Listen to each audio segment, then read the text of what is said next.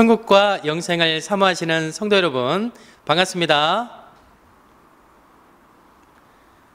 저는 신학 강사 조정상입니다. 오늘은 초동 제8과 비유한 저울과 지팡이에 대해서 하나님의 말씀을 상고해 보도록 하겠습니다. 오늘도 주신 바 된 귀한 말씀 안에서 은혜와 진리가 충만한 시간이 되시기를 기원드리겠습니다. 오늘 이 시간 함께 나누실 본문의 말씀은 계시록 6장 5절의 말씀과 계시록 11장 1절로 2절까지의 말씀이 되겠습니다. 하나님의 말씀을 함께 읽어보도록 하겠습니다. 셋째 인을 떼실 때에 내가 들으니 셋째 생물이 말하되 오라 하기로 내가 보니 검은 말이 나오는데 그 탄 자가 손에 저울을 가졌더라. 또 내게 지팡이 같은 갈대를 주며 말하기를 일어나서 하나님의 성전과 제단과 그 안에서 경배하는 자들을 청량하되 성전 방마당은 청량하지 말고 그냥 두라. 이것을 이방인에게 주었은즉 저희가 거룩한 성을 42달 동안 짓밟으리라. 네, 먼저 계시록 6장 5절의 말씀을 보니 셋째 인을 떼실 때에 검은 말이 나오는데 그 탄자가 손에 저울을 가졌다고 말씀하십니다. 그리고 계시록 11장 1절로 2절까지의 말씀에서는 사도 요한에게 지팡이 같은 갈대를 주며 성전과 제단 안에서 경배하는 자들을 청량하라 명하고 계십니다.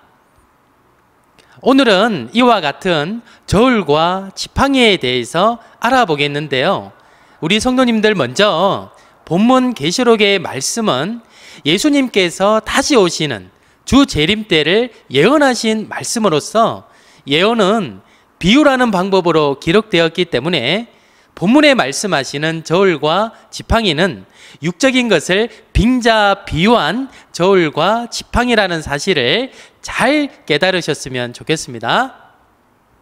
이제 이 비유한 저울과 지팡이의 실체가 무엇인지 알아보도록 하겠습니다. 비유한 저울은 믿음과 행동을 달아보는 말씀이요, 비유한 지팡이는 말씀과 말씀을 가진 사람을 의미하며 성경에는 철장이라 하여 쇠 지팡이가 등장하게 되는데요.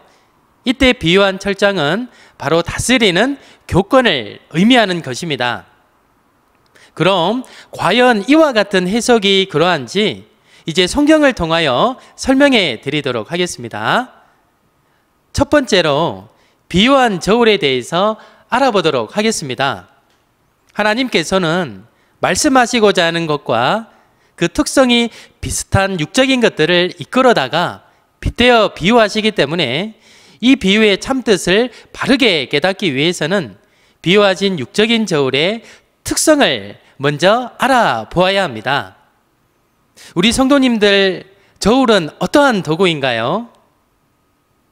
네, 물건의 무게를 달아보는 도구를 저울이라 하죠. 그래서 저울질한다 또는 달아본다 하여 그 물건의 무게가 무거운지 가벼운지를 판단하게 되는 것입니다. 그러므로 저울은 판단하는 도구요, 판단하는 기준이 되는 것이죠. 그럼 하나님의 저울은 무엇이며 무엇을 달아보시는지, 또 달아본다는 의미가 무엇인지 알아보도록 하겠습니다. 잠언서 24장 12절의 말씀에서는 하나님께서 하나님의 저울로 그 사람의 마음을 저울질한다 말씀하시고 그 영혼을 살피시는 이가 어찌 알지 못하시겠느냐 말씀하셨으니 하나님께서는 하나님의 저울로 우리의 마음을 저울질하시는 것입니다. 그래서 그 마음을 살피고 알고자 하시는 것이죠.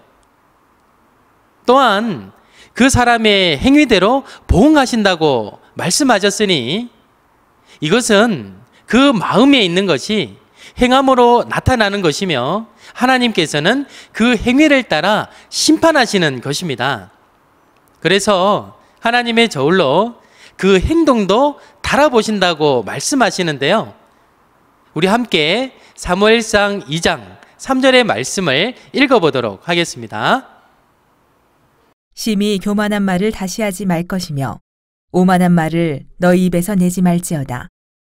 여호와는 지식의 하나님이시라. 행동을 달아보시느니라. 네, 이처럼 하나님의 저울러는 그 마음과 행동을 달아보시고 그 행위를 따라 심판하시는 것입니다. 그래서 심판하고 판단하는 도구가 바로 하나님의 저울이 되겠습니다. 이렇게 하나님께서는 하나님의 저울을 기준 삼아 우리 신앙인들의 그 마음과 행위가 하나님 보시기에 합당한지 합당치 아니한지를 판단하시고 심판하시게 되는 것입니다. 하나님의 심판은 의로운 심판 아니겠습니까? 그래서 욥기서 31장 6절의 말씀에는 하나님의 저울을 공평한 저울이라 말씀하셨습니다. 어느 누가 이 하나님의 저울에 올라간다 하더라도 하나님께서는 공명정대하게 그 기준을 두고 판단하시게 되니 우리 모든 신앙인들은 하나님의 이 공평한 저울에 달려서 하나님의 마음에 합하는 신앙인이 다 되어야 하겠습니다. 세상에서도 이처럼 그 사람의 행위가 죄가 있는지 없는지를 판단하여 심판하는 곳이 있는데요. 바로 세상의 법정이 되겠습니다. 세상 법정에서는 그 사람에게 죄가 있는지 없는지 무엇을 가지고 판단하게 될까요?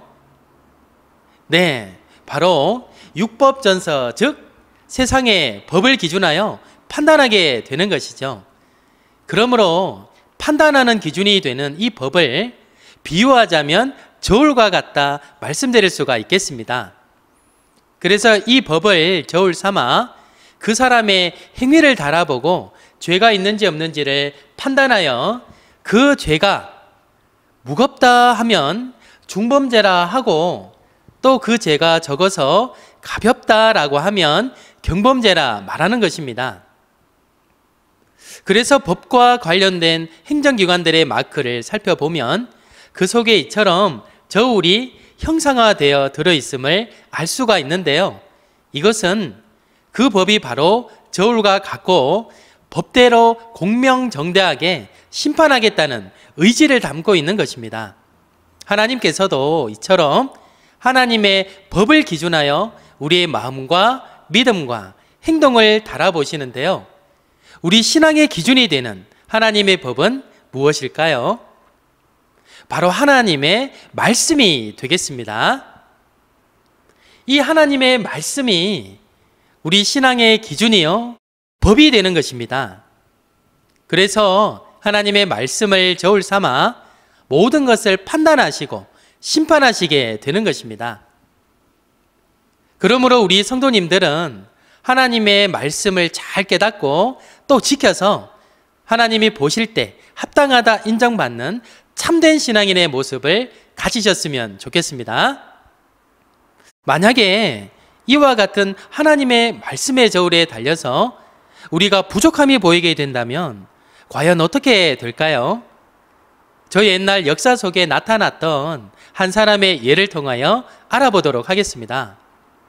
다니엘서 5장 25절로 30절까지의 말씀에는 벨사살이라고 하는 이방 바벨론 왕이 예루살렘 성전에서 훔쳐온 하나님의 그릇에다가 이방수를 부어 마시고 이방신을 섬기는 도저히 해서는 안 될 일을 하고 말았습니다. 그때 손가락 하나가 나타나서 맞은편 벽에다가 메네메네 데겔 우바르신이라는 글을 남기게 되었는데요. 이때 데겔이라는 말은 왕이 하나님의 저울에 달려서 부족함이 보였다라는 뜻이 되겠습니다. 부족함이 보였다라는 말은 하나님께서 보실 때 그 행위가 합당치 않았음을 의미하는 것입니다. 그 결과로 그 왕은 그날 밤에 바로 죽임을 당하게 되었습니다.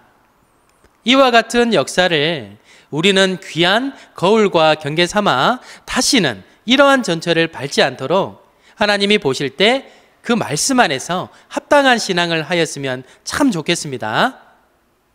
오늘날 이 신약의 시대에도 이처럼 말씀으로 심판하신다 하셨으니 요한복음 12장 48절의 말씀에서는 예수님께서 하신 그 말씀으로 마지막 날 심판하시겠다 말씀하셨고, 계시록 20장 12절의 말씀에서는 책들을 펴놓고 그 책에 기록된 대로 그 행위를 따라 심판하신다 하셨으니, 이 책은 바로 다름 아닌 성경 66권 하나님의 말씀이 되는 것 아니겠습니까?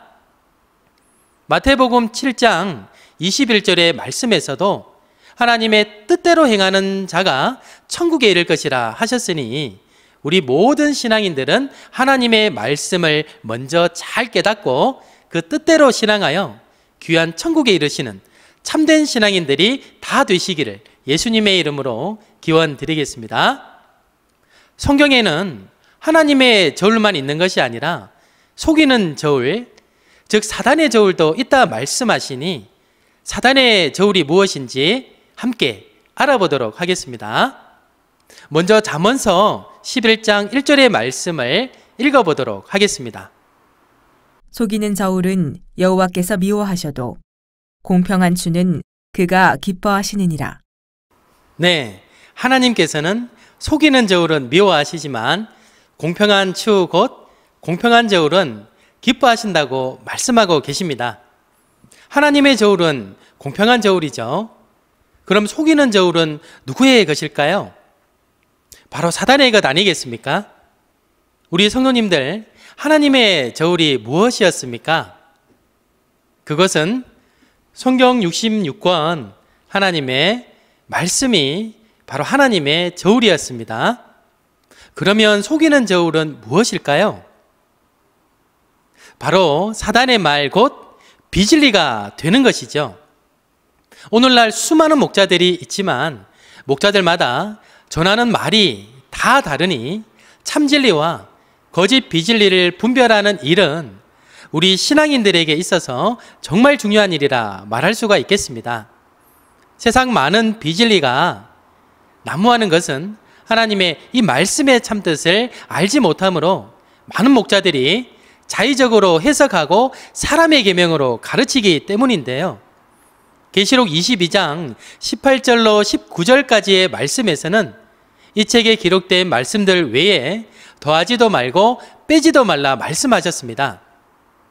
만약 더하거나 빼게 된다면 재앙을 더하시고 천국에 이르지 못하리라 말씀하셨으니, 성경에 기록된 하나님의 말씀을 기준하여 다른 것은 더하지도 빼지도 말아야 하는 것입니다. 우리 성도님들은 어떤 말씀이 참진리의 말씀인지 잘 깨달으시고 우리 영혼이 비진리에 미혹받지 않도록 잘 분별하셨으면 좋겠습니다. 이렇게 비진리로 사람의 그 영혼을 미혹하는 거짓 목자들이 나타날 것이라 예언하신 말씀이 있는데요. 바로 호세아서 12장 7절의 말씀을 보니 상고들이 손에 거짓 저울을 가지고 사취하기를 좋아한다 말씀하고 계십니다. 이때 상고는 누구일까요? 육적인 물건을 사고 파는 사람을 의미하는 것이 아니라 영적인 물건인 하나님의 말씀을 사고 파는 목자를 의미하는 것인데요. 이때 상고가 손에 거짓 저울을 가지고 있다 하였으니 이것은 진리가 아닌 바로 비진리를 말하는 것입니다. 그러니 이 상고는 하나님의 목자가 아닌 사단의 거짓 목자가 되는 것이죠. 이와 같은 거짓 목자가 나타나서 비진리로 사람의 영혼을 미혹하고 해치는 일이 일어날 것을 예언하신 말씀이 되겠는데요. 초림 때에 이와 같은 거짓 목자들은 바로 서기관과 바리새인들이었습니다. 예수님께서는 그들을 두고 마태복음 23장 33절에 뱀이라 칭하셨으니, 뱀은 계시록 20장 2절의 말씀처럼 바로 용 곧 사단마귀 아니겠습니까? 초림 때에는 사단마귀가 서기관과 바리새인이라고 하는 그 거짓 목자들 속에 들어가서 비진리로 수많은 사람들의 영혼을 미혹시켰던 것입니다. 그러나 그 시대 육적 이스라엘 하나님의 백성들은 하나님의 저울과 사단의 저울을 분별하지 못했기 때문에 그 영혼을 미혹당하여 하나님 나라로 인도함 받지 못하는 안타까운 결과를 초래하게 되었던 것이죠. 그 시대에 참 진리를 가지고 이 땅에 오신 하나님의 참목자는 바로 예수님이었습니다. 그들이 만약 목자를 분별하는 눈이 있고 목자가 가진 그 말씀을 분별하는 눈이 있었다면 그와 같은 일은 벌어지지 않았을 것입니다. 오늘날 이 마지막 시대를 살아가고 있는 우리 신앙인들도 하나님의 저울과 사단의 저울을 잘 분별하여야 하겠는데요. 이와 같은 일은 비단 초림 때로 끝나는 문제가 아니라 예수님 다시 오시는 주 재림 때에도 이와 같은 일이 있어지기 때문입니다. 계시록 18장 2절의 말씀에서는 귀신의 처소인 바벨론이 나타날 것을 말씀하셨습니다. 이 바벨론은 사단의 조직체를 의미하는 것인데요. 계시록 18장 15절의 말씀에서는 바벨론이 무너지게 되므로 이 바벨론의 상품을 사고 팔지 못하여 울며 애통하는 상고들이 있다 하였으니 바벨론의 상고는 바로 거짓 목자들이요, 이와 같은 거짓 목자들이 나타날 것을 말씀하신 것이 되겠습니다. 그러니 오늘날 이 마지막 시대를 살아가고 있는 우리 귀한 성도님들은 사단의 비진리에 그 영혼이 미혹받아 안타까운 일이 벌어지지 않도록 하나님의 저울과 사단의 저울을 꼭 잘 분별하셔서 천국에 이를 수 있는 귀한 하나님의 가족들이 다 되셨으면 좋겠습니다. 네, 이상으로 비요한 저울에 대해서 말씀을 마치고 다음은 비요한 지팡이에 대해서 깨달아 보도록 하겠습니다. 먼저 지팡이의 육적인 특성이 무엇인지 알아보아야 되겠죠. 지팡이는 돕는 도구이며 의지하는 도구입니다. 그래서 노약자나 몸이 불편한 분들 또는 산길과 같이 험한 길을 가는 사람들이 지팡이를 사용하고 또한 의지하게 됩니다. 그리고 앞을 보지 못하는 분들에게는 이 지팡이가 눈의 역할을 대신해 주어서 가는 길을 분별할 수 있도록 해주기도 하며 성경에는 목자가 지팡이를 사용하는데요. 이때 목자가 가진 지팡이는 그 양떼를 보호하고 인도하는 데 쓰이게 됩니다. 그리고 때로는 지팡이가 다스리는 권세를 상징적으로 나타날 때가 있는데요. 예를 들어 보면 사단장이 가지고 있는 지휘봉이나 미스 코리아가 들고 있는 호를 생각해 보시면 권세를 상징하는 용도로 잘 이해가 되시리라 믿습니다. 그럼 비요한 지팡이의 참뜻이 무엇인지 하나님의 말씀을 통하여 알아보도록 하겠습니다.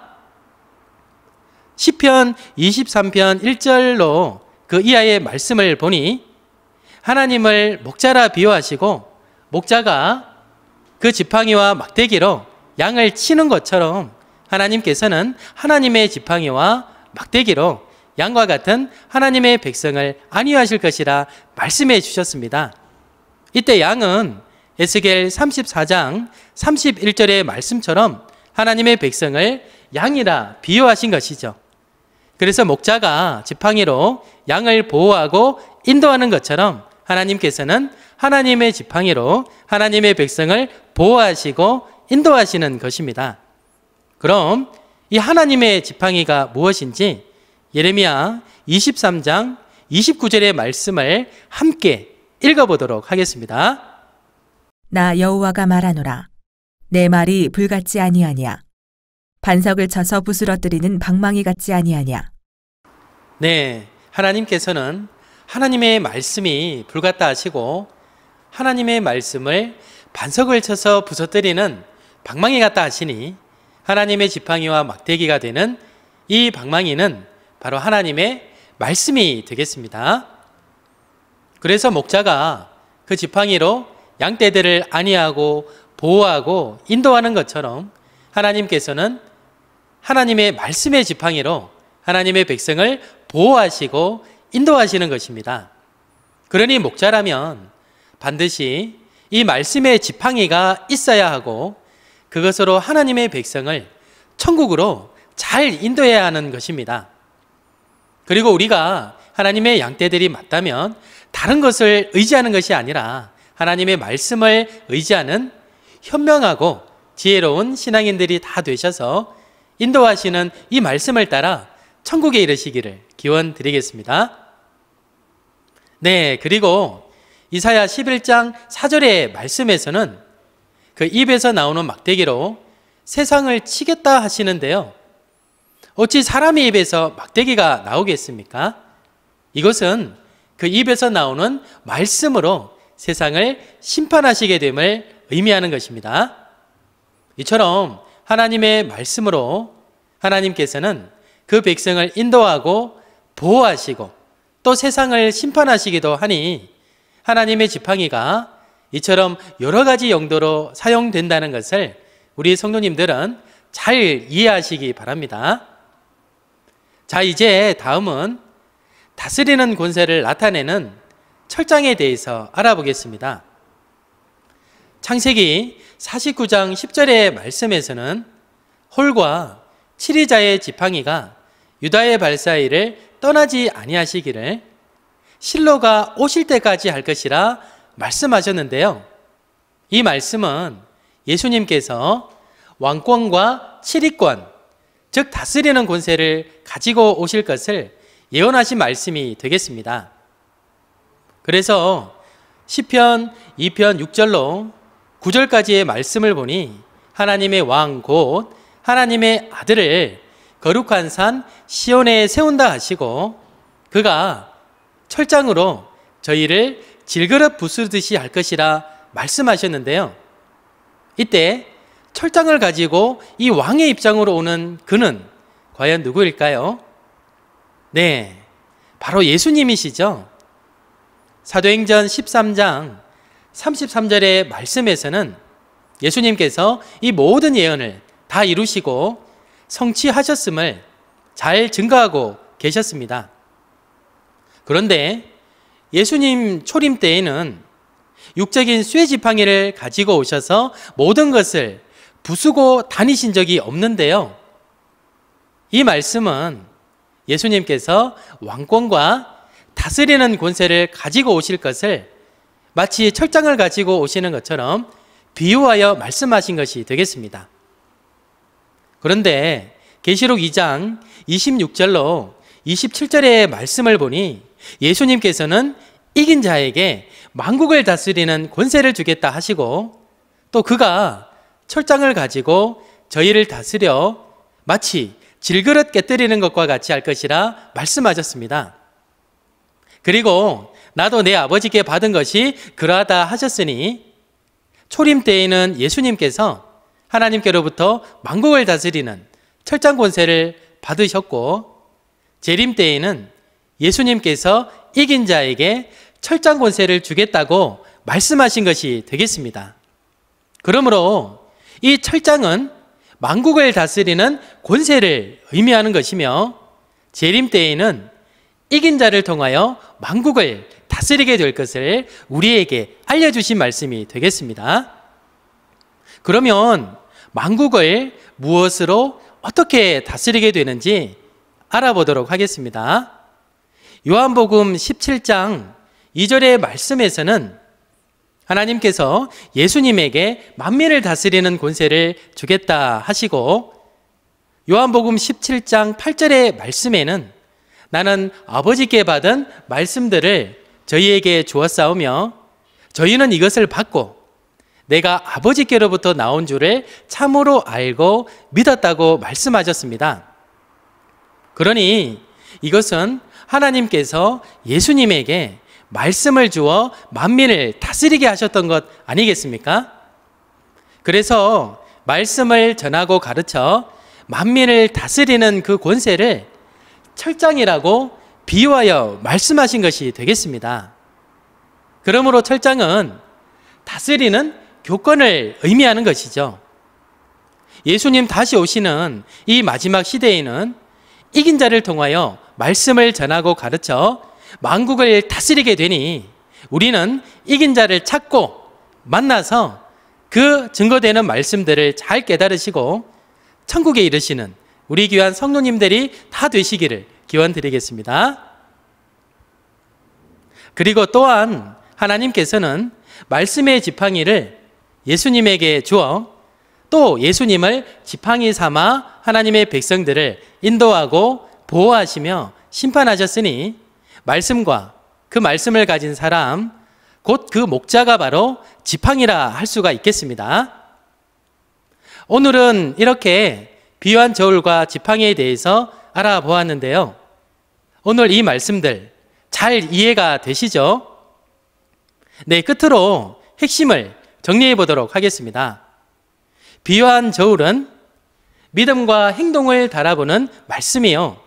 비유한 지팡이는 말씀과 말씀을 가진 사람을 의미하는 것이며, 철장은 다스리는 교권을 말씀하신 것이 되겠습니다.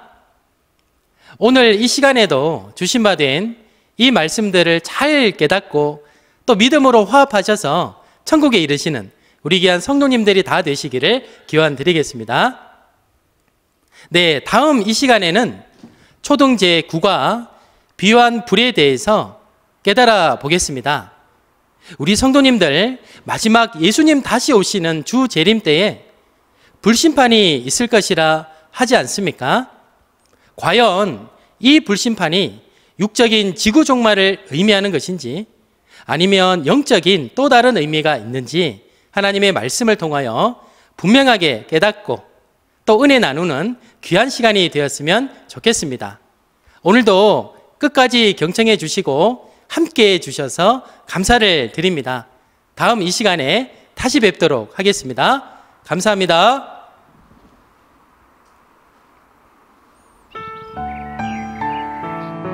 천국 비밀 비유를 알지 못하면 죄사함 못 받고 외인이 된다. 지금 때는 비사가 아닌 밝히 알리는 때. 지금은 추수 때. 추수되어 간 자는 천국의 아들들. 추수되지 못하고 자기 밭 교회에 남은 자는 마귀의 아들들. 약속대로 믿고 구원받는 자 되자.